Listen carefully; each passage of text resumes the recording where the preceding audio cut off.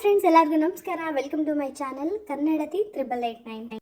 ನನ್ನ ಲಾಸ್ಟ್ ವಿಡಿಯೋದಲ್ಲಿ ಈ ಒಂದು ತಿಂಗಳು ಅಂದರೆ ಮೇ ತಿಂಗಳಲ್ಲಿ ಬರುವಂಥ ಒಂದು ಶಕ್ತಿಶಾಲಿ ಅಮಾವಾಸ್ಯೆಯ ವಿಶೇಷತೆ ಮತ್ತು ಅವತ್ತಿನ ದಿನ ಮಾಡುವಂಥ ಒಂದು ವಿಶೇಷ ಕೆಲಸದ ಬಗ್ಗೆ ನಿಮಗೆ ಮಾಹಿತಿನ ಕೊಟ್ಟಿದ್ದೆ.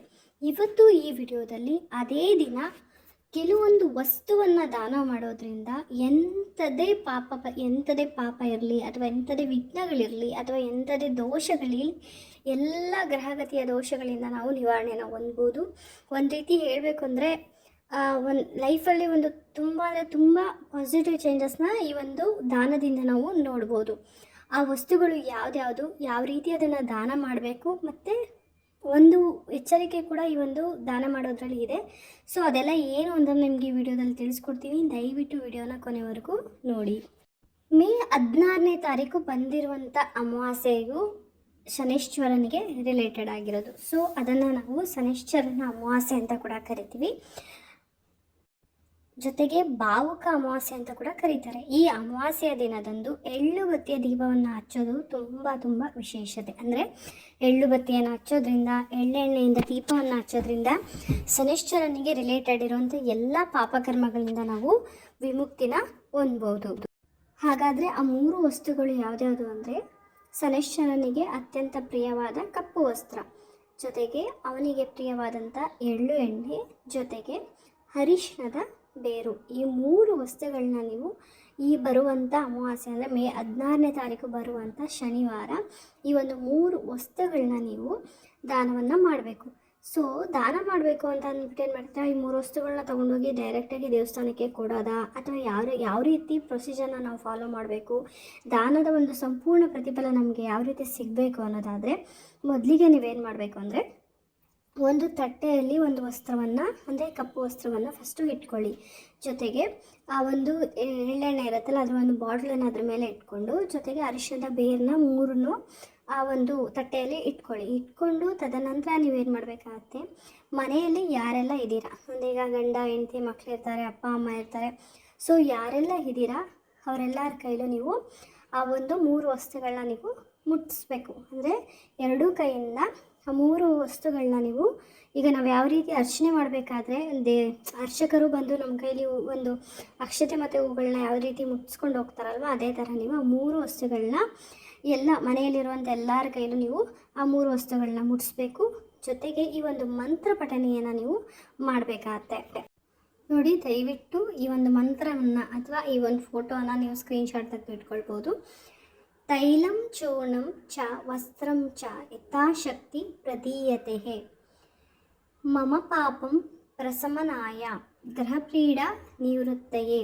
ಈ ಒಂದು ಶ್ಲೋಕದ ಅರ್ಥ ಏನಂದರೆ, ನನ್ನ ಪಾಪಗಳು ಶಮನವಾಗಲಿ ಮತ್ತು ಗ್ರಹಗತಿಗಳಿಂದ ಉಂಟಾಗುವ ತೊಂದರೆಗಳು ದೂರವಾಗಲಿ ಎಂದು.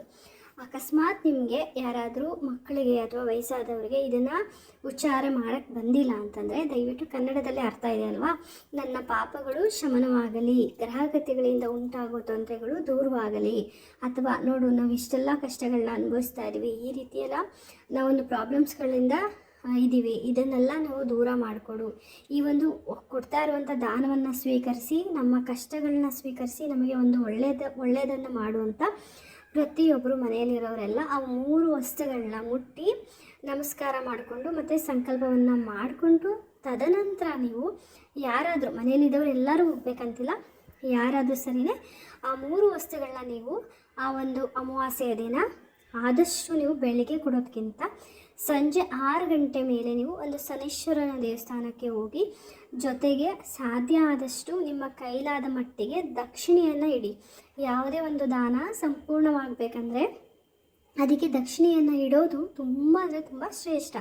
ಅದು 11 ರೂಪಾಯಿ ಆಗಿರ್ಬೋದು, ಬರೀ 1 ರೂಪಾಯಿ ಆಗಿರ್ಬೋದು, 51 ರೂಪಾಯಿ, 101 ರೂಪಾಯಿ. ಇದನ್ನು ನೀವು ಎಲೆ ಅಡಿಕೆ ಜೊತೆಗೆ ಕಾಣಿಕೆಯನ್ನು ಇಟ್ಟು, ಜೊತೆಗೆ ಒಂದು 5 ಬಾಳೆಹಣ್ಣು, ಈ 5 ಬಾಳೆಹಣ್ಣು ಇಷ್ಟು ಅಂದರೆ 3 ವಸ್ತುಗಳ ದಾನದ ವಸ್ತುಗಳ ಜೊತೆಗೆ ದಕ್ಷಿಣೆ ಜೊತೆಗೆ ಒಂದು 5 ಬಾಳೆಹಣ್ಣುಗಳನ್ನ ಇಟ್ಟು ನೀವು ಆ ಒಂದು ದೇವಸ್ಥಾನಕ್ಕೆ ಅಂದರೆ ಶನೈಶ್ಚರನ ದೇವಸ್ಥಾನಕ್ಕೆ ಅರ್ಪಿಸೋದ್ರಿಂದ ಖಂಡಿತ ಬೇಕಾದ್ರೆ ನೋಡ್ಕೊಳ್ಳಿ ನೀವು, ಎಷ್ಟು ರೀತಿಯಾದ ಬದಲಾವಣೆಗಳು ನಿಮ್ಗೆ ಆಗುತ್ತೆ. ಅಂದರೆ ದುಡ್ಡಿಂದ ಕುಬೇರರಾಗಬೇಕು ಅಂತ ಇಲ್ಲ, ನೀವು ಏನೆಲ್ಲ ಬೇಡ್ಕೊಂಡು ಏನನ್ನು ಕೇಳಿಕೊಂಡು ನೀವು ಒಂದು ವಸ್ತುಗಳನ್ನ ದಾನ ಮಾಡಿರ್ತೀರಲ್ಲ, ಅದಂತೂ ಖಂಡಿತ ನಿಮ್ಮ ಬಾಳಲ್ಲಿ ನಡೆಯುತ್ತೆ. ಅಷ್ಟು ವಿಶೇಷವಾದ ದಿನ ಇದು. ಸೊ ದಯವಿಟ್ಟು ಯಾರು ಮಿಸ್ ಮಾಡ್ಕೊಬಿಡಿ. ಇದೇನು ತುಂಬ ಕಾಸ್ಟ್ಲಿ ಆದಂಥ ವಸ್ತುಗಳಲ್ಲ.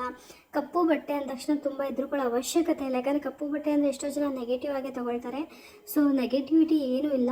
ಸೊ ಇದನ್ನು ನೀವು ನೋಡ್ಬೋದು, ಯಾವುದು ಶಬರಿಮಲೆಗೆ ಹೋಗ್ಬೇಕಾದ್ರೂ ಕೂಡ ಈ ಕಲರ್ ವಸ್ತ್ರನ ಧರಿಸ್ತಾರಲ್ವ. ಸೊ ಇದನ್ನು ಪಾಸಿಟಿವಿಟಿ ಆಗೇ ಇದೆ. ಸೊ ಯಾವುದೇ ರೀತಿ ಭಯ ಬೇಡ.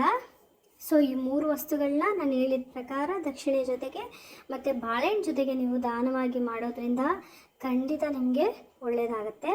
ಮಾಡುವಂಥ ಒಂದು ದಾನ ಸಂಪೂರ್ಣವಾಗಿ ನಿಮಗೆ ಫಲವನ್ನು ತಂದುಕೊಡುತ್ತೆ. ಸೊ ದಯವಿಟ್ಟು ಯಾರೂ ಮಿಸ್ ಮಾಡ್ಕೊಬೇಡಿ. ಈ ಮಾಹಿತಿ ನಿಮಗೆ ಇಷ್ಟ ಆಗಿರೋ ವಿಡಿಯೋನ ಲೈಕ್ ಮಾಡಿ. ಯಾರೆಲ್ಲ ದಾನ ಮಾಡ್ತೀರಾ ಅವರು ಈ ಒಂದು ಕಮೆಂಟ್ ಬಾಕ್ಸಲ್ಲಿ ನೀವು ಯಾವ ರೀತಿ ಮಾಡಿದ್ರಿ ಅನ್ನೋದನ್ನ ಮತ್ತು ಯಾವ ದೇವಸ್ಥಾನಕ್ಕೆ ತೊಗೊಂಡೋಗಿ ಕೊಟ್ಟರೆ ಅನ್ನೋದನ್ನ ದಯವಿಟ್ಟು ಕಮೆಂಟ್ ಬಾಕ್ಸಲ್ಲಿ ಹಾಕಿ. ಇದನ್ನು ನೋಡಿ 4 ಜನಕ್ಕೆ ಅವರಿಗೂ ಕೂಡ ನಾನು ಮಾಡಬೇಕು ಅನ್ನೋ ಒಂದು ಉತ್ಸಾಹ ಬರುತ್ತೆ. ಸೊ ವಿಡಿಯೋ ನೋಡೋದಕ್ಕೆ ಧನ್ಯವಾದಗಳು.